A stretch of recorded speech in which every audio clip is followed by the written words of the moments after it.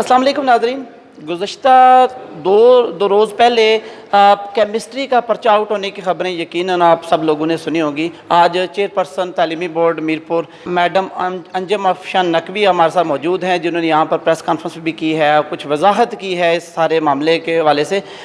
Madam इस वक्त हमारे साथ मौजूद हैं, इनसे बात करते हैं। अस्सलाम वालेकुम। वालेकुम सलाम।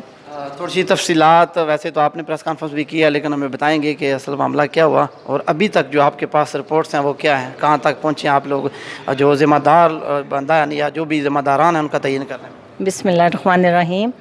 ये जी परसों रात को जो है ये हमें पता चला कि मुज़फ़्फ़राबाद में ये ख़बर गर्दिश कर रही थी कि पेपर जो है केमिस्ट्री का ये आउट हो गया है। तो मैंने फिर अपने पास जो ज़राए हैं उनसे और उसके बाद अपने जो कंट्रोलर इम्तहानात हैं अतीक साहब, उन्हें कहा कि वो इसकी तस्दीक हासिल करें और उन्होंने मुज़फ़्फ़राबाद से वहाँ से DEO हैं उनसे ये तस्दीक ली कि वाकई ये बात जो है ये है। तो उस पे फिर मैंने फ़ौरी तौर पे जो है अपने सेक्रेटरी ऑफ़िसर, सबसे पहले कंट्रोलर साहब सेक्रेटरी ऑफ़िसर को बुलाया और मैंने कहा कि ये जो पर्चा व्हाट्सएप पे आ रहा है इसको सेक्रेटरी ऑफ़िसर जाके अंदर अपने सेक्रेटरी रूम में टैली करें कि सबसे पहले ये देखें कि क्या वाकई ये पर्चा है। और जब उन्होंने ये टैली किया तो वाकई वही पर्चा था।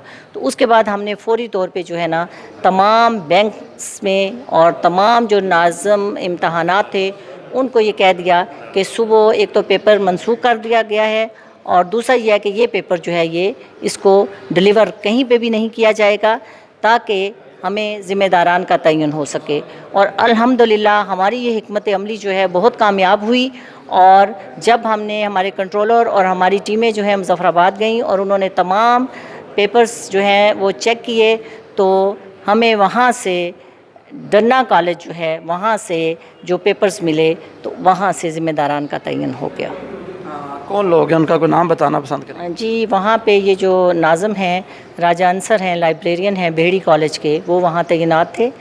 और अभी जो है इसके लिए हमने इंक्वायरी टीमें भी तश्कील दे दी हैं, अब FIR भी दर्ज करवा दी है और अब जो मज़ीद चीज़ें हैं वो या मालूमात हैं या शिकायत जो हैं वो इंक्वायरी के बाद ही मुमकिन है।